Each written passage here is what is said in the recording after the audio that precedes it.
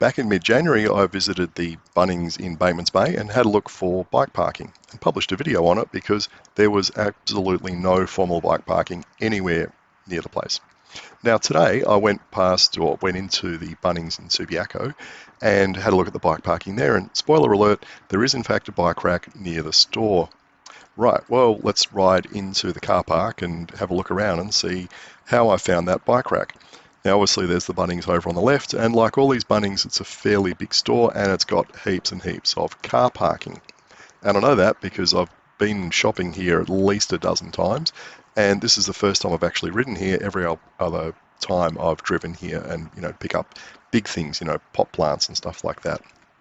So yeah, you can see there's this time of the morning, this is early on a Sunday, not many cars here, but normally this is mayhem, and parking's terrible. And the other thing, what's really missing here, is the sausage barbecue place right there. I was absolutely devastated to find that there was no sausage sizzle here this morning. Going to Bunnings and finding there's no sausage barbecue thing going is like getting invited to a mate's place for a barbecue and finding out he's turned into a teetotaling vegan and his wife doesn't like cricket. But anyway, just out of interest, you could see me take my camera out of the backpack there if you're interested in how I carry it. Most people probably aren't, but I just wanted to show my budget doesn't stretch to one of those fancy over-the-shoulder straps which you see vloggers carrying. I don't have that.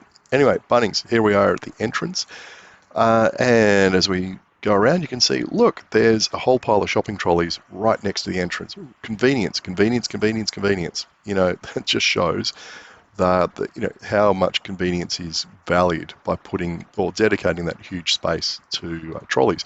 And then, of course, they plonked the bike parking right out in the middle of the car park. Now, I thought I would highlight this pile of wheelbarrows. And you might be thinking, why are wheelbarrows important? Well, look at this pile. It's 5 wheelbarrows, over $1,000 worth.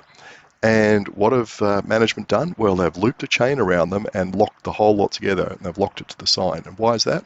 Because wheelbarrows are portable and they're expensive and they're worried about theft, so they have to lock them up. Now, what else could you possibly take to the shops that's portable and expensive and subject to theft?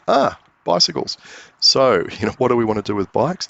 Well, firstly, we want to lock them to something. And the second thing is we want to have them located somewhere where there's a lot of pedestrian traffic going back and forth and a lot of eyeballs on the property, so that theft is not incentivized, etc. Because thieves like to steal stuff when there's nobody looking.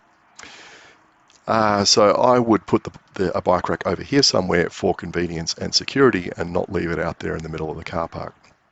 But anyway, look, I've got to say this Bunnings is better because at least it has some bike parking, and it's actually got somewhere near the door which is convenient for bike parking, even if it's not official bike parking. But it just rams home this lesson that just because you say I've stuck a bike rack somewhere in the vicinity of the store doesn't make it really usable.